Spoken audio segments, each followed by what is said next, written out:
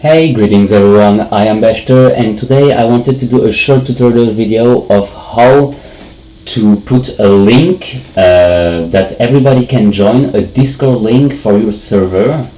So first you have to log in on Discord, or if you have the app right there. So this is my server, for example. You can join it, the link is on my YouTube channel. So go on your server, click here and then on invite people. And you actually have to set the link to never expire, because here you can see that it's going to expire in 7 days automatically. So first click here and then generate a new link, because if you don't do that then it's going to be the link of 7 days that's not valid. And then you can copy it and actually put it wherever you want, for example on your Instagram, TikTok or YouTube account for people to join.